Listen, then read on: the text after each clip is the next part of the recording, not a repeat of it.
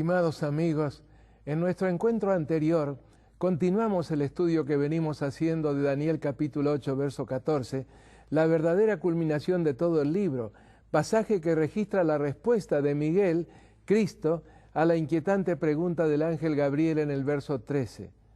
¿Hasta cuándo durará la visión del continuo y la prevaricación asoladora, entregando al santuario y el ejército para ser pisoteados? Esta pregunta respondía a lo que se le había mostrado en visión al profeta Daniel acerca de la obra nefasta del cuerno pequeño romano, el mismo ya descrito e identificado en el capítulo anterior.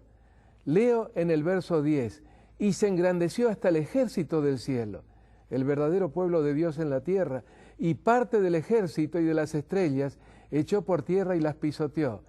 Referencia a la terrible persecución de 1260 años de duración que el poder representado por el cuerno pequeño habría de conducir contra ese mismo pueblo.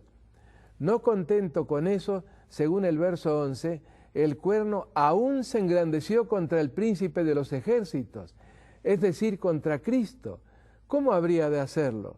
Arrebatándole una obra referida como continuo, que este príncipe estaría realizando en su santuario que en este ataque sacrílego habría de ser echado por tierra. En la realidad, no, sino que mediante una osada y blasfema falsificación lograría borrar de la mente de los hombres todo conocimiento del bendito ministerio intercesor de Cristo en el santuario celestial. Pasando al verso 12, tales atropellos del cuerno pequeño romano contra el ejército y contra el continuo tendrían como precedente una rebeldía mayúscula, una apostasía o prevaricación, calificada en el verso 23 como el colmo de las transgresiones o el colmo de la maldad. Y lo más triste del caso son las palabras finales del verso 12, que resume todo ese accionar inicuo declarando: echó por tierra la verdad e hizo cuanto quiso y prosperó. La descripción de este blasfemo proceder se describe más claramente aún en los versos 23 al 25, siempre del capítulo 8, donde el cuerno pequeño romano es identificado con un rey, es decir, un reino, un sistema político religioso, al cual estos versos describen en esta forma: se levantará un rey altivo de rostro y entendido en enigmas, y su poder se fortalecerá, mas no con fuerza propia, y causará grandes ruinas y prosperará, y hará arbitrariamente, y destruirá a los fuertes y al pueblo de los santos.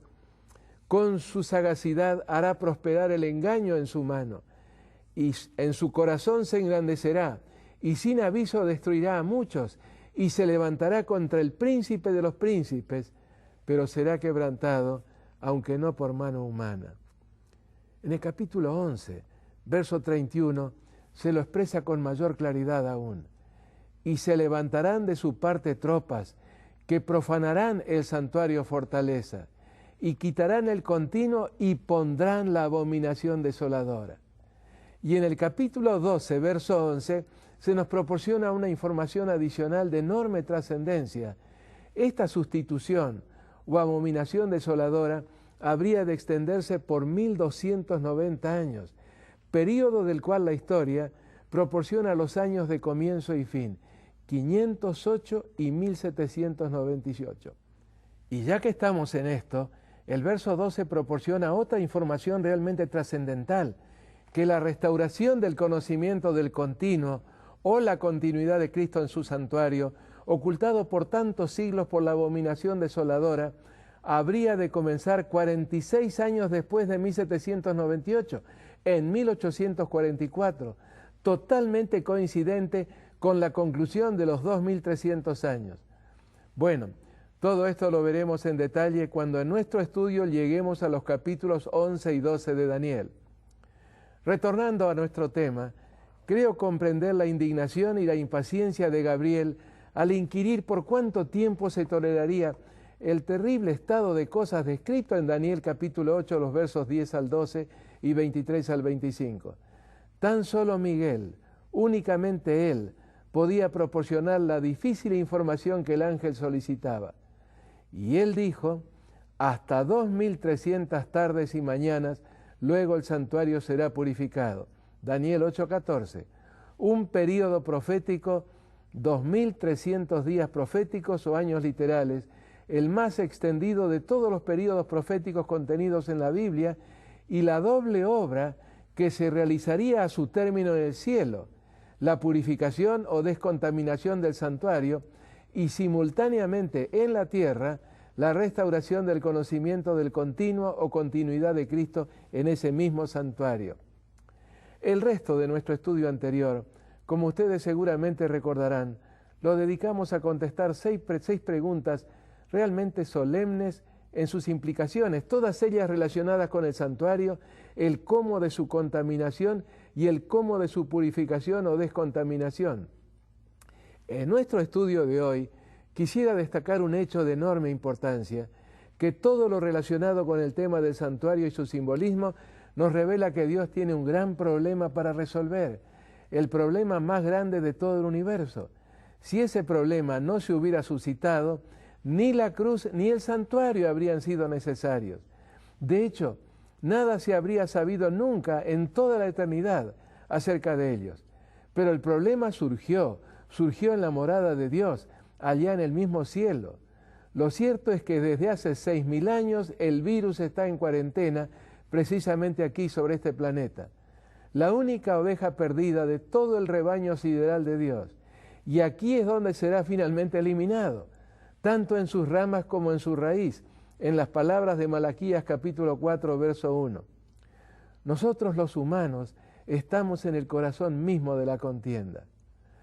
Del éxito del operativo de nuestro rescate, de la reconquista de esta isla rebelde, depende no solamente nuestro destino eterno, sino también la estabilidad, la permanencia del gobierno de Dios. Esto es, de la armonía universal. El problema de Dios es nuestro problema. En otras palabras, nosotros somos piezas claves en el problema que Dios necesita resolver imprescindiblemente. Una faceta del gran problema quedó casi completamente dilucidada en la cruz del Calvario. El casi no quiere decir que el sacrificio de Cristo no hubiera sido absolutamente suficiente, porque lo fue más allá de toda duda. Repito lo que dije hace un momento y enseguida paso a explicarme. Dije que una faceta del gran problema quedó casi completamente dilucidada en la cruz del Calvario. En efecto, allí Dios contestó resueltamente la acusación que desde el mismo comienzo de la rebelión Satanás había venido arrojando contra él. ¿Qué acusación? La de injusticia y arbitrariedad. En efecto, Satanás ha estado impugnando incansablemente el carácter de Dios, afirmando que Dios exigió tanto de nuestros primeros padres, Adán y Eva, que hizo su caída totalmente inevitable. En otras palabras, que el único causante de la rebelión y del pecado es Dios mismo, porque las leyes que impuso sobre los seres creados son tan exigentes y desproporcionadas en sus demandas que a los hombres les resultó y les sigue resultando totalmente imposible cumplirlas. En las palabras de los teólogos medievales, el hombre non posse non peccare, es decir, Adán no pudo dejar de pecar. Sí, desde el comienzo mismo de la subversión, la controversia ha estado girando en torno al carácter de Dios. Si Satanás tuviera razón, eso significaría que Dios es injusto, ya que por defecto de creación habría colocado al hombre ante una imposibilidad, la determinada por la exigencia de cumplir una ley de alcance mucho mayor que su posibilidad de cumplirla. Injusticia, arbitrariedad y crueldad. Estos han sido siempre los elementos componentes de la acusación satánica. Lamentablemente, muchos ángeles aceptaron la legitimidad de estos cargos en contra de Dios. De hecho, la tercera parte de ellos escogió seguir a Satanás en su lucha por el triunfo de una presunta justicia y el castigo del presunto culpable. Dios aceptó sentarse en el banquillo de los acusados y desde entonces, pacientemente, está dedicado en probar su inocencia y con ello la injusticia de Satanás, la falta absoluta de todo justificativo o explicación valedera para su rebelión. Durante 4000 años, la línea de defensa divina fue mayormente oral. Mediante mensajeros humanos, Dios explicó a los hombres muchísimas veces, en el lenguaje de estos, la causa del gran conflicto, y les reiteró vez tras vez su inocencia en relación a las gravísimas acusaciones que habían sido arrojadas contra él. Cuando todo lo que podía haberse dicho fue dicho, cuando ya no fueron suficientes las palabras, Dios vino a la tierra y se hizo hombre entre los hombres.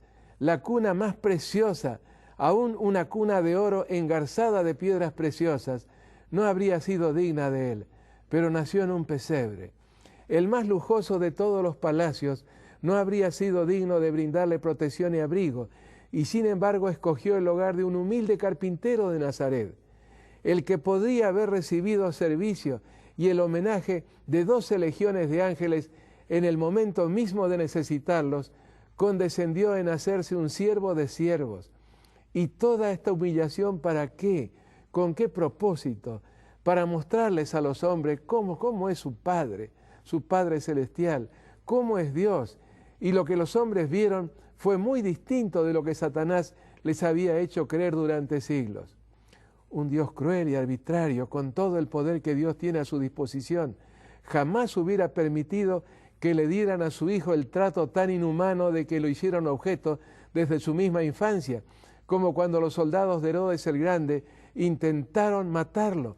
Y así hasta el momento cuando la insistencia demoníaca de los dirigentes judíos y la inoperancia judicial de Pilato se conjugaron en la tragedia de su crucifixión. Sí, en todo momento de su vida, en todas las circunstancias que vivió durante esos 33 años, nada fáciles que pasó sobre esta tierra, siempre y consistentemente reveló a los hombres, en forma concreta, práctica e irrefutable, cómo es Dios. Hubo además otro aspecto fundamental en la vida de Cristo durante su encarnación, cumpliendo fielmente la ley de Dios como hombre. Demostró que no hubo razón alguna que hubiera podido aducirse como justificativo de su transgresión por parte de nuestros primeros padres. Demostró que ellos no tuvieron la menor excusa para pecar y que no hay justificativo alguno que pueda argumentarse para disculpar la transgresión. En todo lo relacionado con la encarnación, nunca lo olvidemos, enfrentamos un misterio que está más allá de nuestra capacidad de comprensión. Todo lo que digamos acerca de ello debe decirse con extremo cuidado, no sea que impongamos opiniones humanas a la palabra de Dios, lo que nunca debiéramos atrevernos a hacer. Es por ello que tendré que ser muy cuidadoso en la enunciación de las siguientes declaraciones. La acusación de Satanás en contra de Dios no tenía que ver tanto con los hombres después de la entrada del pecado, sino con el hombre tal como Dios lo creó. Una vez que los hombres cedieron al pecado, su naturaleza espiritual experimentó un gran cambio y fueron presa fácil de Satanás. Así que Cristo no vino a comprobar que los hombres de su tiempo, los hombres del siglo I, podían cumplir fielmente cada uno de los preceptos de la ley de Dios. No era eso lo que estaba en juego. Lo que él aceptó demostrar fue que el hombre, tal como Dios lo creó, podría haber cumplido a cabalidad esa ley. En otras palabras, que no hubo razón alguna para que Adán y Eva desobedecieran cuando Satanás los tentó a hacerlo. Por esa razón, mientras en su naturaleza física, Jesús fue como los hombres de su tiempo. De hecho, nada lo distinguía de ellos, al punto de que se referían a él simplemente como el hijo del carpintero. Su naturaleza espiritual, en cambio, fue como la de Adán antes de la caída. Lo que hizo mucho más terrible la prueba para Jesús fueron las características del ambiente en el que vivió, tan diferente del entorno puro e incontaminado en el que nuestros primeros padres pecaron contra Dios. Jesús debió vivir en un pueblo que ofrecía muy escasos incentivos para una vida de pureza. Tal vez ustedes recuerdan, apreciados amigos, la reacción de Natanael cuando Felipe le compartió la buena nueva de que había encontrado al Mesías. Lo primero que preguntó Natanael fue de qué población procedía, y cuando oyó el nombre Nazaret, su pregunta altamente dubitativa fue: ¿de Nazaret puede salir algo bueno? Juan 1:46.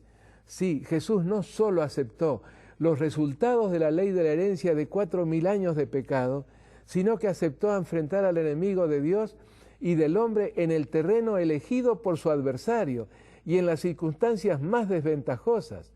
Más aún, la Biblia nos dice que fue tentado en todo. En su desesperado intento de proporcionar fundamento a su acusación, Satanás lanzó contra Jesús toda la artillería de sus tentaciones, perfeccionada y refinada durante esos mismos 4000 años. Es que o demostraba estar en lo correcto, logrando que Cristo cediera a alguna de sus habilidosísimas tentaciones, o su derrota habría de representar su sentencia de muerte, su eliminación definitiva. Y perdió, porque ni siquiera en pensamiento cedió Cristo a sus sugerencias pecaminosas. Cuando comprendió que no podía hacerlo caer y que incluso representaba la prueba viviente como segundo Adán, utilizando la expresión de San Pablo, de la inocencia de Dios, dedicó todas sus energías a tratar de quitarle la vida. Lo hizo no solo con el propósito de destruir la prueba de la justicia, de la inocencia de Dios, sino también con la secreta esperanza de que una vez muerto, encerrado en la tumba, la cárcel de Satanás como la llama la Biblia, aunque volviera a la vida, no podría ya salir de ella. En la muerte estaría para siempre en sus garras. Y lo logró, por lo menos en parte. Quitó la vida al Hijo de Dios y para ello utilizó como recurso la peor de las muertes imaginables, la muerte de cruz. Pero a Dios gracias volvió a perder, porque la tumba no pudo retener a Cristo. Tampoco pudo hacerlo el sello que Pilato hizo colocar sobre la roca que cerraba ese sepulcro, el sello de la máxima autoridad humana de aquellos tiempos. Nada pudieron tampoco los soldados romanos, a los cuales se encomendó la custodia del sepulcro. Satanás mismo y todos sus demonios también fracasaron. Ustedes lo saben, amigos, la tumba en la que pusieron al Señor es una tumba vacía. Llegado el momento, al tercer día Cristo resucitó y salió victorioso de la tumba. Satanás se había jugado a fondo, pero perdió. Su despojamiento fue doble en realidad. Sobre la cruz se le arrancó la máscara con la cual se había presentado durante siglos a las inteligencias no caídas. La forma tan extremadamente cruel en la que trató a Cristo en las circunstancias de la crucifixión lo revelaron en su verdadero carácter. El último vínculo de simpatía que pudiera haber existido todavía hacia Él en el corazón de los ángeles leales y en de los habitantes de otros mundos creados por Dios se rompió definitivamente. Pero hubo además otro despojamiento que debió experimentar. En la Epístola a los Hebreos, documento realmente maravilloso del Nuevo Testamento, se lo describe con claridad meridiana. Leo en el capítulo 2, versos 14 y 15. Así que por cuanto los hijos participaron de carne y sangre, Él, Jesús, también participó de lo mismo, para destruir por medio de la muerte al que tenía el imperio de la muerte, esto es al diablo, y librar a todos los que por el temor de la muerte estaban durante toda la vida sujetos a servidumbre.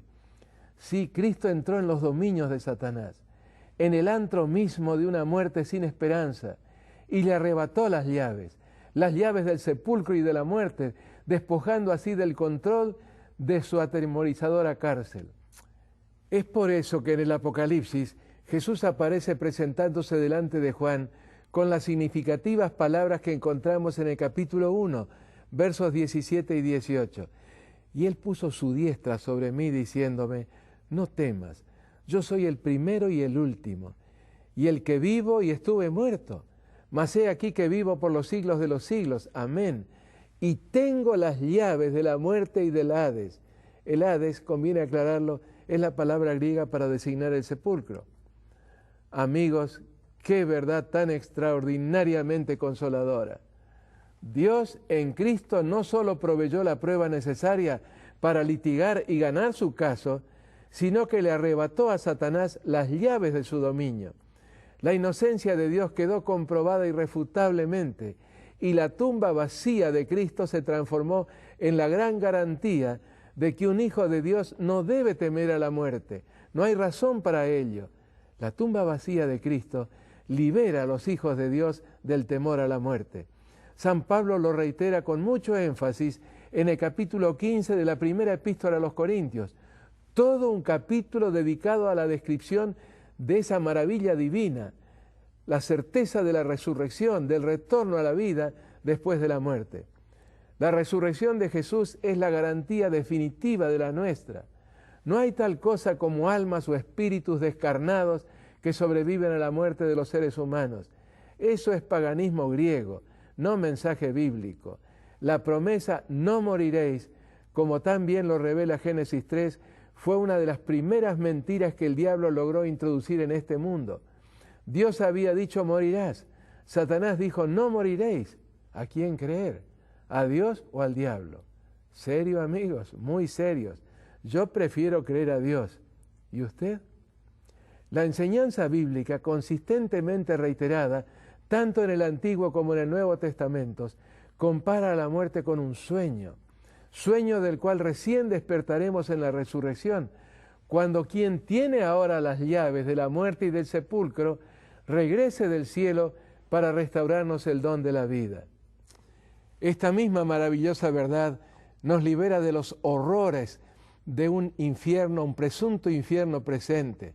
Nos libera de ese triste engendro representado por la doctrina del purgatorio.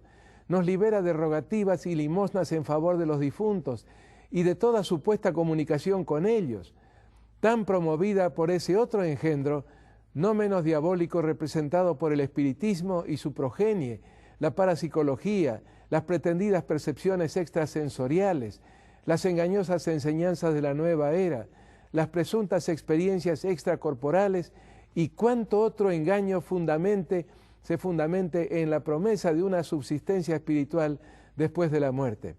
Acerca de todas estas experiencias suprahumanas, la Biblia es absolutamente clara y enfática. Las coloca a todas ellas bajo el mismo rótulo identificador. Son espíritus de demonios que hacen señales, Apocalipsis 16:14, con el propósito de confundir y engañar a todos aquellos que no se alimentan de la palabra de Dios. La enseñanza bíblica, sublime en su absoluta sencillez, nos dice en palabras del Eclesiastés: porque los que viven saben que han de morir, pero los muertos nada saben. Volvamos ahora al punto que estamos tratando de hacer claro. Dios tiene un problema, un serio problema.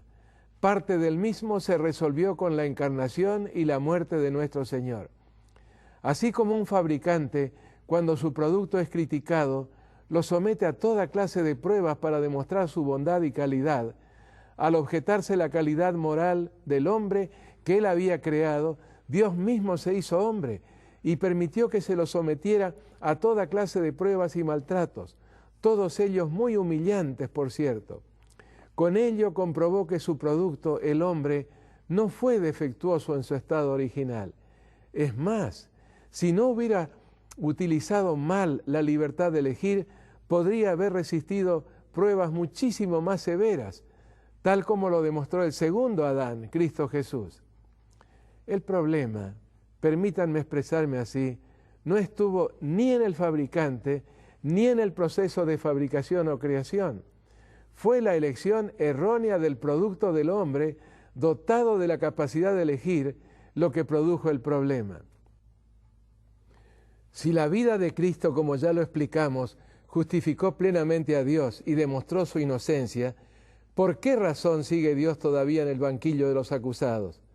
¿Por qué no destruyó de una buena vez al gran acusador, al padre de todas las calumnias y de todas las mentiras? Por dos razones básicas, queridos amigos. En primer lugar, porque las buenas nuevas, el Evangelio, debían llegar hasta los confines de la tierra. Lo que había ocurrido allá en Palestina debía proclamarse por todo el planeta, a fin de que los hombres tuvieran la oportunidad de ver las cosas en su verdadera y correcta perspectiva y pudieran también decidir así a quién brindar su lealtad. Sí, en esto consiste el mensaje del Evangelio. Consiste en las buenas nuevas de que Dios no es como Satanás siempre lo ha pretendido y lo sigue pretendiendo, y que la inocencia y la justicia de Dios ya fueron vindicadas. Pero hay una segunda razón. Satanás se las ingenió para hacer creer a los hombres otra mentira, la mentira de que Dios no le jugó limpio. En otras palabras, que Cristo no fue un hombre como el que Dios creó, sino que tuvo ventajas adicionales sobre Adán y que fueron esas ventajas las que lo convirtieron en invencible. Cristo, según la nueva mentira de Satanás, nunca podría haber cedido a la tentación, nunca podría haber pecado. Lo realizado por Dios en Cristo, según el nuevo infundio de Satanás, fue tan solo una farsa, una comedia. Su humanidad fue tan solo una apariencia. Sus sufrimientos en favor del hombre también lo fueron. La víctima de todo ello no habría sido Cristo, sino Satanás, a quien se le jugó sucio desde el mismo comienzo. Y los hombres también se tragaron esa mentira. Mentira con la cual Satanás se esforzó y se esfuerza por contrarrestar y destruir la consoladora buena nueva del Evangelio. ¿Aceptó Dios el nuevo desafío? Sí, y esta es la otra razón por la cual el drama todavía no ha concluido. Dios ha aceptado el reto de demostrar lo que aún es más difícil y por ello más convincente y definitivo.